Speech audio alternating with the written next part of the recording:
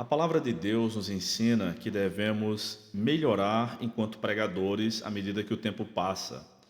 Isso é esperado por qualquer pessoa que executa qualquer atividade, seja uma atividade profissional ou doméstica.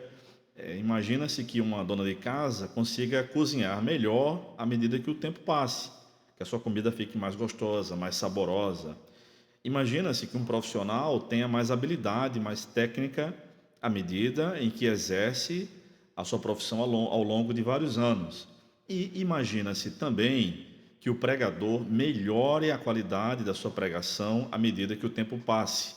Inclusive, isso é literalmente expresso pelo apóstolo Paulo na primeira carta a Timóteo, no capítulo 4, onde ele diz o seguinte: capítulo 4, verso 15: Ocupa-te dessas coisas, dedica-te inteiramente a elas, para que todos possam ver teu progresso. Todos possam ver teu progresso. Então, progresso em relação a essas coisas que está sendo falado aqui pelo apóstolo Paulo, é em relação à pregação. No versículo 13, por exemplo, Paulo diz: Enquanto aguardas a minha chegada, dedica-te inteiramente, dedica-te à leitura, à exortação e ao ensino.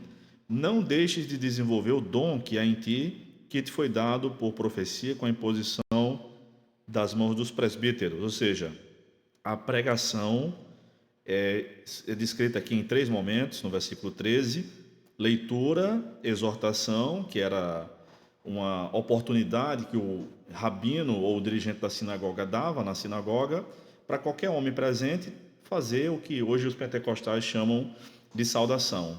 E ensino ou doutrina era o que nós chamamos hoje de pregação propriamente dito, tá? O sermão.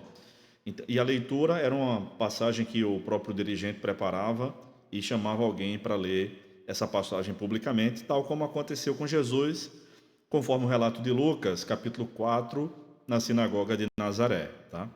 Então, Deus espera que os seus filhos, que os seus pregadores, melhorem na pregação à medida que o tempo passe.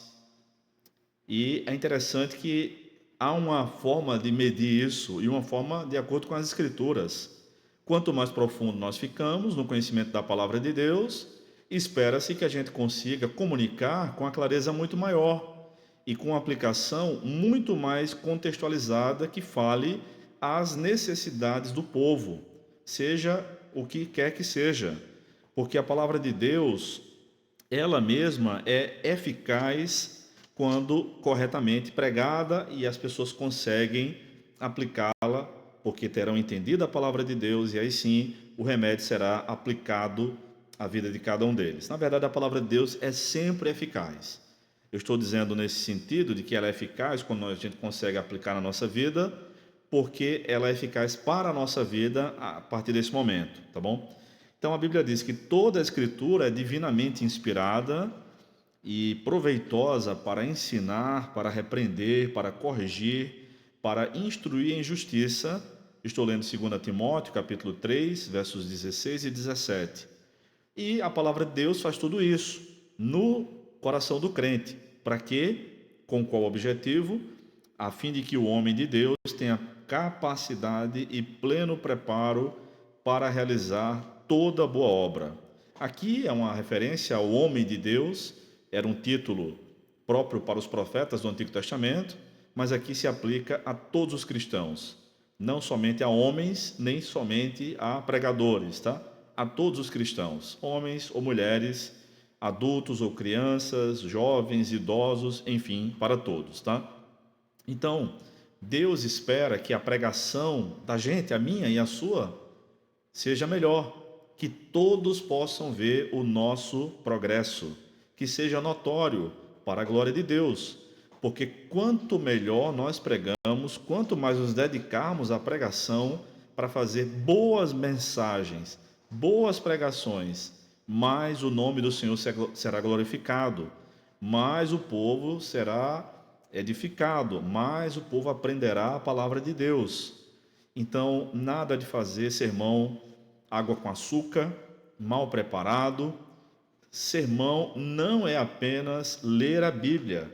Na verdade, sermão é muito mais que isso. Eu tenho dois livros onde eu trato a questão do sermão, esse aqui, Pregando como Apolo, que é mais recente, e esse maior, Pregando as Escrituras, o Manual Bíblico de Pregação, e no capítulo próprio sobre contextualização, capítulo 17, eu trago uma expressão capítulo 16, melhor dizendo, uma série de apontamentos do Millard Erickson. E ele diz que pregação não é apenas ler a Bíblia, mas explicá-la contextualmente. Millard Erickson, um grande teólogo sistemático, batista, ainda vivo, né? Já está velhinho, mas está vivo ainda, diz o seguinte: ser bíblico geralmente não significa repetir as palavras das Escrituras exatamente como foram escritas. Aliás, repetir com exatidão as palavras das Escrituras pode ser o mesmo que tornar a mensagem bem antibíblica. Um sermão bíblico não consiste exclusivamente em sucessivas citações bíblicas. Aliás, tem muita gente que faz isso, cita a Bíblia, cita, e aquele sermão chato, porque não consegue encaixar uma passagem com a outra, não consegue contextualizar, não consegue entregar uma mensagem, tá? E Millard Erickson segue dizendo: em vez disso, envolve interpretação, paráfrase, análise e reintegração dos dados, aplicando-os a determinada situação. Apresentar uma mensagem bíblica é dizer o que Jesus, ou Paulo, etc., né, qualquer autor bíblico, diria hoje diante de nossa situação. Na realidade, Paulo e Jesus nem sempre apresentavam a mesma mensagem do mesmo jeito. Eles adaptavam o que tinha para dizer aos ouvintes, valendo-se de nuances de sentido levemente diferentes para contextos distintos. Exemplo disso pode ser encontrado nas cartas de Paulo aos Romanos e aos Gálatas, que tratam basicamente do mesmo assunto, mas com pequenas diferenças. Então, se você quer aprofundar um pouco mais, entre em contato, adquira esse livro, Pregando as Escrituras, um manual bíblico de pregação, para você ser um pregador ainda melhor. Então, assim, queridos, na meditação de hoje, eu quero estimulá-lo a que você dê o seu melhor na hora da pregação. John Stott dizia que sermãozinho produz cristãozinho. Se você quer que os seus ouvintes, os irmãos da sua igreja e os demais por onde você prega e exerce seu ministério, sejam de fato abençoados, edificados, cresçam no temor do Senhor, sejam instruídos pela palavra de Deus, e isso ocorra através do seu ministério de pregação, você precisa se dedicar mais à pregação do que se dedica hoje. Dedique-se mais, estude mais, faça mais cursos bíblico-teológicos, leia mais a Bíblia, leia mais comentários bíblicos, converse com mais pessoas mais bem instruídas do que você. Pergunte para sua esposa se o seu sermão tem sido bom. Uma dica muito interessante, pode ser interessante para você, foi muito bom para mim, foi quando eu comecei a gravar as minhas mensagens. Eu comecei a gravar em vídeo e também em áudio. Áudio hoje em dia é muito mais fácil, né? Basta colocar o telefone para gravar e colocar no púlpito e depois você pode se ouvir. E aí eu comecei a ouvir minhas próprias mensagens, a ver alguns vídeos também, sempre que possível, das minhas próprias pregações, e eu percebi que eu era muito ruim. Eu percebi que eu não era tão bom quanto eu achava que era. E aí eu disse: puxa, não é isso que eu quero melhorar nessa pregação e eu vou me esforçar para isso. Então eu comecei a corrigir meus próprios erros, me esforçar para que isso acontecesse. E comecei a pedir o feedback da minha esposa, que na época era minha namorada ainda. E ela foi dando o feedback, foi explicando, disse: olha, eu quero que você preste atenção nisso, naquilo outro, pregação é assim, pregação é assado, porque por melhor que ela seja, por melhor cristã que ela seja, a pregação envolve conhecimento técnico. Então eu capacitei ela para que ela pudesse me analisar. Em primeiro lugar, me analisar. Depois, claro, analisar outras pessoas também, porque faz muito bem isso, tá? Então, isso foi muito bom. Eu cresci muito, desde que comecei a me ouvir. No começo é meio chato, você se ouvindo, você tem um pouco de irritação em ouvir a própria voz, mas depois você acaba se acostumando e sabe que as pessoas vão para a igreja para ouvir o seu sermão. Não tem nenhum problema de você se ouvir. Pelo contrário, quanto mais você se ouvir, mais você vai perceber seus erros e vai poder ter a oportunidade de começar a se corrigir, tá? Então, cresça no conhecimento da palavra de Deus e cresça também na pregação bíblica. Faça sermões bem elaborados.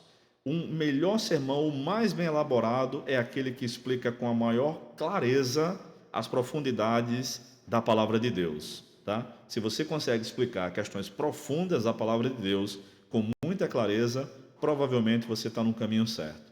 Então tenha uma boa teologia, uma boa doutrina, mas também uma boa oratória, uma boa maneira de se comunicar, tá? E depois eu vou falar aqui para vocês também outros aspectos da pregação que envolvem mais questões de oratória, enfim, questões que a gente deve aprender sempre. A gente está sempre em aprendizado em muitas questões na vida.